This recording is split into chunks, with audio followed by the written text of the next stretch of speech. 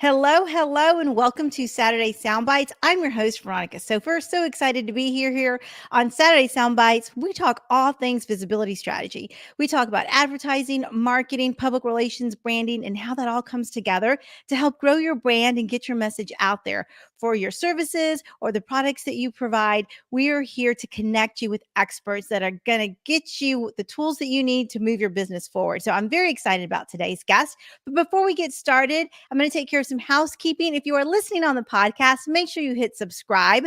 We don't want you to miss any episodes of Saturday Soundbites. And if you are watching on YouTube or on Facebook, drop us some comments and we will circle back and connect with you. So we'll go ahead and get today's episode kicked off. I have a fantastic guest today. I have the amazing Catherine Burch Graham, APR, joining us. Welcome to Saturday Soundbites. Thank you, Veronica. It's great to see you. Well, I'm thrilled about today's conversation because you are a true PR practitioner.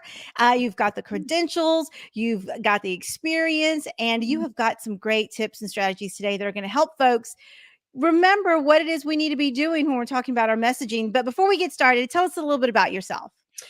Well, I am a 20 plus year practitioner of public relations. Before that, I was actually in the media. I worked for CNN in DC and Atlanta, and then I worked in local news as well. And I've always felt like I thought I was going to be the broadcast journalist on network TV. And I realized that my strengths lie in pitching and in listening to what are the ideas that are really sound and that we can work on. And so rather than be in the news, I then decided to get things on the news and spent many years doing that. Now I'm a freelance writer and I work in reputation management as well. So it was a real interesting transition.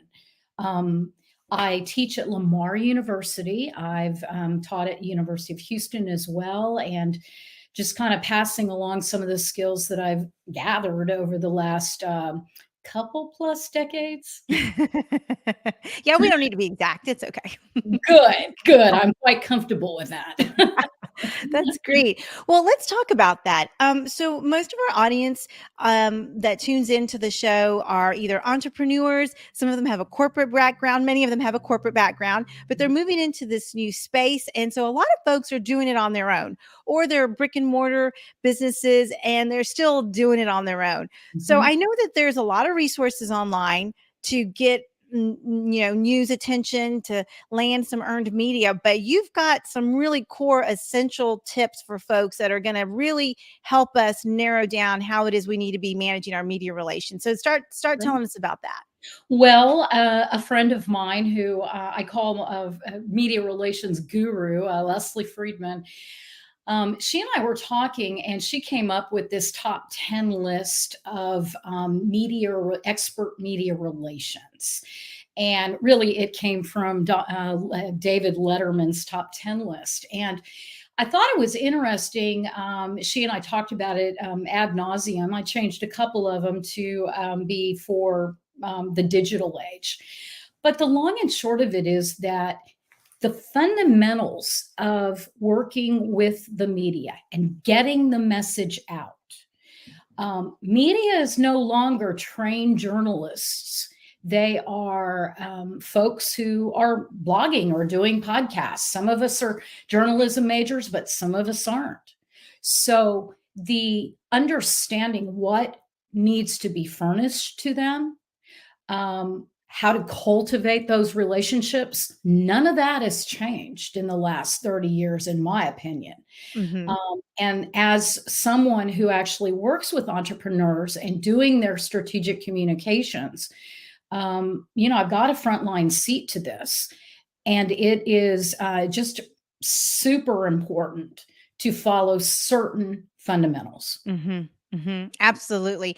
And I agree with you. And it's even changed in the last 5 or 6 years. Before, we were hyper focused on digital platforms like Twitter or Facebook. And now, just a short couple years later, we're having to really open up our minds to some newer platforms and audio platforms and TikTok and those kinds of things. So when I looked at your list, getting there are some fundamental parts that you have to have in a pitch. And I would think that most outlets, regardless if they're traditional or non-traditional, still need the basics. And I hesitate to use the word basics because they're not, but it's the simple point of the message that you're trying to get across. So tell us about some of your favorites, and we don't have to go through all 10 because I don't want to give away, the whole shebang, but I definitely want to give people some um, reminders of how to reach media and manage their media relations program well. Sure, absolutely. We talk a lot about in journalism the who, what, when, where, why, and how. I have been really fascinated lately. I saw a couple stories, one of which was in the New York Times, another was in one of the larger newspapers in the West, and it was about the Yellowstone fires that are going on. And it was fascinating because the story, even though it was relatively lengthy, never really talked about the the how it formed. It was more about what is happening, but I wanted a little bit of the background, mainly because I haven't been hearing about Mm-hmm. Yellowstone lately. Mm-hmm. Here now we're into this big thing, and what led up to it. So there was a disconnect in the how on that. I think it's really important for an entrepreneur, whatever their business. It could be financial services, it could be a bakery shop, a cupcake shop, whatever the case is. To when they're talking to media, talking now is usually emailing Right. or texting. Right. Or even I had one reporter when I have to admit I was very surprised by this, but one reporter say he actually looked at the comments folks left on Facebook, and wasn't that long ago, to his stories. So fundamentals of who, what, when, where, why, and how, and not forgetting any of those. Mm-hmm. The second thing is something I kind of alluded to, and we have to understand what the reporter talks about. What are the stories that that person does, Mm-hmm. that individual does, or blogs about, or comments about? In other words, pitching to the right person, pitching to the appropriate one. And I can't tell you how many times, and make no mistake, I've had it as a practitioner. I made my share of mistakes. And I remember one call in which the reporter, and I had a long list of reporters, and it was in the calling days. And the reporter asked me, "So, what did you think of my story yesterday?" Well, it was a reporter at Baltimore Sun or something, and I hadn't read it. I hadn't read the stories of the 25 reporters. In the digital age, no excuse not That's to. right. It's right here. Was harder in the 90s, but it's Right. a lot easier now. So make no mistake, when I pitch now, I make sure I not only know one story, I know the last 5 stories and what the reaction was to them. Because again, in the digital age, we have the great benefit and great advantage of knowing how the story was reacted to, Mm-hmm. how it resonated, and or did it resonate? Yeah, that's a great tip. There's been new job classifications or new beats. In journalism school, we all got assigned beats. And I now have a whole new list of reporters that are focused on DEI. And Mhm, those kinds of beats didn't exist 5 or 6 years ago. mhm. And so I always tell people know who you're pitching to and what they cover because they may have done education before in city government, but now they're doing DEI or they're doing economic development, and I see that happen all the time too. So I'm Yeah. sure you were like, I didn't read it. I mean, that's an awkward conversation to have, but such a Very. great lesson learned. Well, it was, and none of us do it perfectly. I have stories about not doing it right. I'd like to think that I have more stories about doing it correctly. It's why now I'm an educator. But knowing their work, their interests, their beats, as you said, The other thing is, one thing that really hasn't changed, and in fact, I would say now it's on more on steroids than ever before, and that is the idea of trending news and taking advantage of trending news. If we talk about let's say we're talking about the COVID-19 vaccine, there's all kinds of stories about, especially at the beginning, about effectiveness and stuff. Well, there are companies, pharmaceutical companies, or biomedical engineering companies that could pitch stories proactively about their quality control measures. Mm-hmm. And that is, if I were working for one of those, I would say, get out there. Now is the time, because they're talking, and reporters are looking for stories that are, quote unquote, the sidebar story, the extra story. One thing that has, I would argue, that's changed over the last, since I first got into this, was that the stories, especially in blogs and stuff like that, are punchier, they're quicker, you get to the point faster. I think partly we're not all going to go after the New York Times for a huge piece. Sure. Some of us want to get into the a list of the top 10 companies in Houston, or whatever. Mm-hmm. And so targeting the correct person at the correct publication that is going to meet your audience is essential. Mm-hmm. No, that's a great one. I love that. What about, you talked about now more than ever, I thought you were going to say proofread your work, because I think we're moving so fast that we copy and paste everything, and we'll even use Mr. Smith, and then we copy and paste that to 5 other people who are not Mr. Smith. And I'm like, oh my gosh, it boggles my mind that people still do that.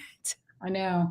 Well, it's it boggles my mind too, I think, because again, another advantage of the digital age is the fact that you can merge, and you can do lists that are, auto-populated in some merging distribution lists is what I'm trying to say. I remember having to type out separate ones for everyone. So it actually calls to mind a real important lesson, and that is keeping up with the technology. Mm-hmm. Those of us who did it at one time, we may have been working in the 90s, but things are very different now. We have to embrace what's going on now from the standpoint of ensuring we're just as quick, ensuring we're using the correct technology. As for your point, apologize for that tangent. No, you're good. Proofreading is also, getting the subscription to Grammarly.com. Heck, there's a free one, but, investing in that premium subscription, or, and having, what I tell my students is, I want you, and I make their person sign off. They go to another professor, another colleague, student, or parent, or aunt or uncle. And I always say that you believe writes well. Don't just show it to your roommate, because they may be as bad a writer as you. Yeah. It's not as experienced, let me say that. Yeah. But go show it to someone. These universities now have these amazing writing centers. Yeah. UH and Lamar both have these amazing writing centers with volunteers and paid staff, and there's no excuse.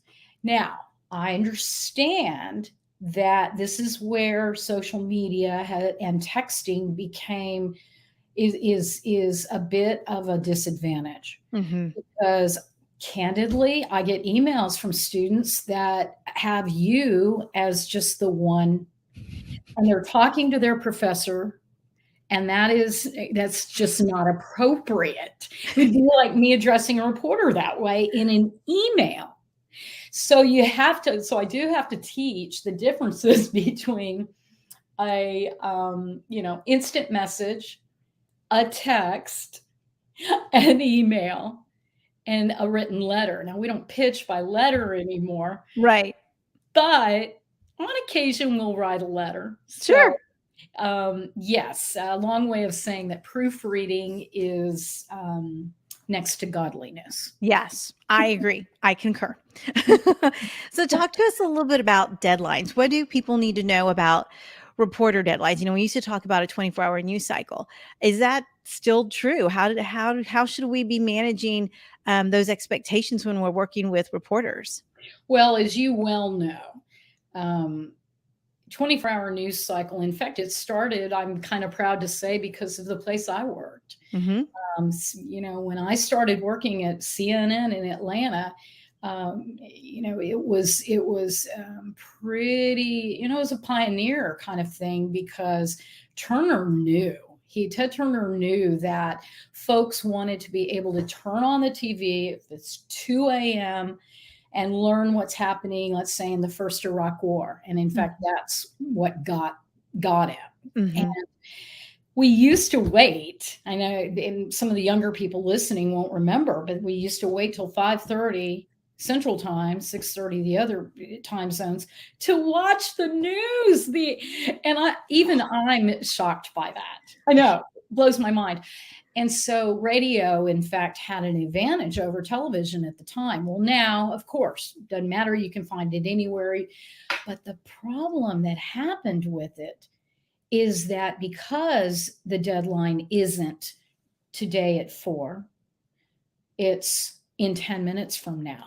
Right. Sloppiness took over a little in some cases. And that's where the who, what, when, where, and why, and the proofreading and the fundamentals of how to craft the information kind of went by the wayside. And that's worrisome, because those fundamentals are what made the news or the information that was presented accurate. So Right. now we're sitting in a divisive country, and some of it, I wonder, is it because of this need to have everything now? Mm. I really wonder sometimes if it kind of contributed to that. So I remind folks that, yeah, it's a 24-hour news cycle, but they're going to need news in 2 hours as well. Hmm. You may be beat, but then you know what? The next time you'll get it, because you've done your fundamentals correctly. That's it. Hmm. That's my view. Yeah, no, I think that's a great one. And you touched on this a little bit, but give us your perspective on storytelling. What are some of the fundamentals that you need to have in a good story? You talked about crafting a story, and I Yes. agree. I think a lot of us have struggled with that. And if you think about an entrepreneur and everything they're managing, they're probably managing their invoices and their content creation, and then whatever service they're providing or that cupcake they're baking. How Mhm. do you spend time crafting that story to get the attention of media? I think, and that's a really great question, because make no mistake, I don't kid myself into thinking they're spending even, half a day a week sitting at their computer trying to come up with the best public relations and marketing communications tools they can. A lot of it is in the spare time. I think some of it is really homework done at the start, and that is, think about your story. Think about, what is it that made Veronica decide that she wanted to do podcasts? Mhm. What was it that made you start utilizing this tool and getting this information out? And you have a story. You have a story to tell. The cupcake baker may have been, who knows, working in a kitchen in a manufacturing plant, was just like, this is not rewarding to me. And I want to have the reaction. I want to give a cupcake to someone and have their reaction right then and there. And I would give them a big reaction that would Mhm. be positive, because Yeah. Yeah. I love Me cupcakes. too. I hope they don't all, I know it's a trend. I hope they don't all go bye bye. Yeah. I don't know what I would do without celebrity cupcakes in the village, but anyway, um, but I think it's important to identify what your story is. The second thing is put a face on it, Mhm. literally. I remember Channel 11 News, KHOU in Houston, used to do a "We put a face on the story." And all that means is, okay, I walk in the cupcake place and someone has a mic there and says, with their iPhone, and says, "So what do you think about this carrot cake cupcake, Catherine?" And people love to talk about things. They love it. Ask me. I'd be happy Mhm. to. Using those testimonials, find those folks. The other thing I'm forgetting to mention is that because we have these very sophisticated tools to build websites, and yet all you really need is an iPhone or any phone that has Mhm. on it. You can in fact get my reaction. You can in fact say, Veronica, why is it that this jazzed you enough to spend your time doing this podcast? What was Mhm. your career that led to this, etc.? And again, people love to talk about themselves. Creativity, my number one tip, our number one tip is let your creativity flow. Ah, great one. Yeah, reporters love to see that you're trying to come up with great story hooks and Mhm. topics. And sometimes you're giving them away. I come up with it, I give it to the reporter, and it seems like they came up with it. Sure. Okay. Exactly. Wow, they used it. I remember Yeah. one time I wrote a story, and it was about a cancer drug. And I was working at MD Anderson Cancer Center at the time. And I started with a rather moving story of a woman who had 3 more years, and she didn't last 20 or 25 more. She lasted 3, and that is all she wanted, was to see her daughter graduate from high school. It was a tearjerker. Ooh, yeah. And I made several publications, and rather than rewriting it, my news release, they bylined it. They gave me Yeah. the byline because it was already creative enough, and I Yeah. put the face on it, and it told the story. Mhm. Forgive That's me brilliant. bragging a little bit on that. No, it's great. That's a great Mhm. reminder to folks. If you've got the story to tell, capture it and invite other media outlets to use it, because half the time Yeah, they don't have the resources to invest in writing it. So if they can use it, they're happy to. And it's a win-win all the way around. absolutely. Mhm. Absolutely. Mhm. So tell us, give us at least one more tip before we wrap up the show, because these essentials for media relations are gold. And if and really people need to evaluate their strategy and make sure that they're touching on these so that they can be successful. Otherwise, they're just churning and churning content that is missing the mark with reporters.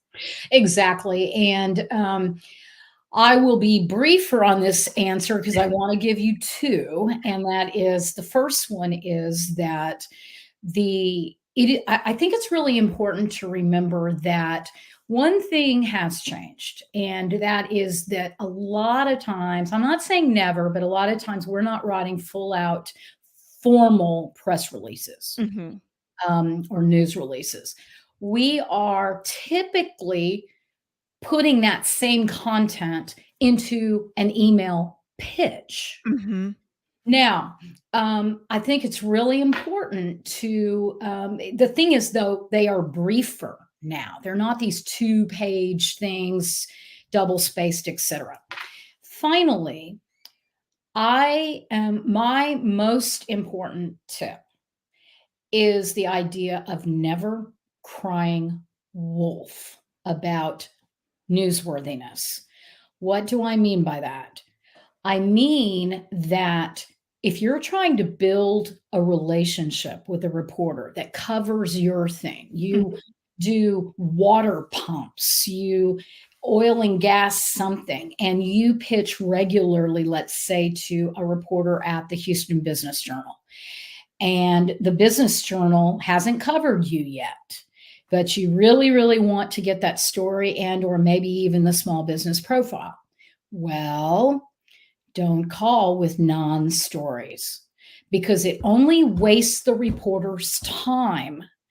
And it just like anybody else, you waste my time, I'm going to be a lot less apt to respond next time when I have 100 emails. But Right. if I know that you, Veronica Sofer or Catherine Burch Graham, every time I contact Catherine, she has either something that we might use in the future or something actionable that day, I'm going to look at her email.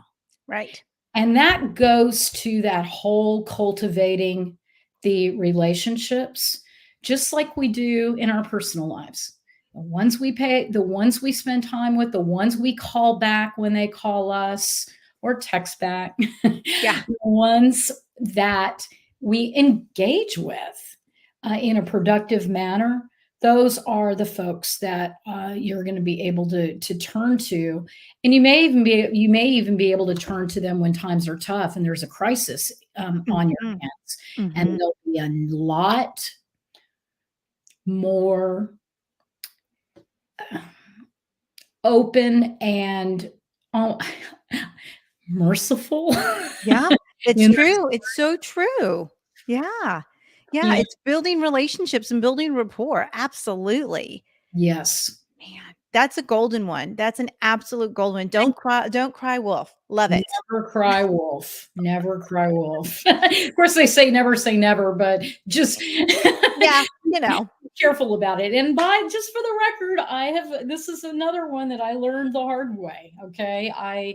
I was in a situation in which I worked for an agency. It was very aggressive, and it was, you got to pitch all these ideas. And I thought this is a non-story. And after that, I never did it again. Yeah. Never. I've never done it since because I'll never forget the reaction of a reporter that I had already had a relationship with. I'm not ruining another one. I'm Yeah. not. Yeah. No, that's a great one. Those are fantastic. Catherine, you have been phenomenal. This is exactly what our audience needed. I so appreciate your time and your tips. How can people connect with you? What's the best way to get to know you a little bit better on social media? Well, best way is to go to LinkedIn, my full name, Catherine Burch Graham. You can also email me at prgalhouston at gmail.com. How I got that, I don't know, but it hadn't been taken. That's phenomenal, by the way, because I was like, dang it, that would have been so good. Yeah. So, but I'd love to hear from people, and any way I can help would be great.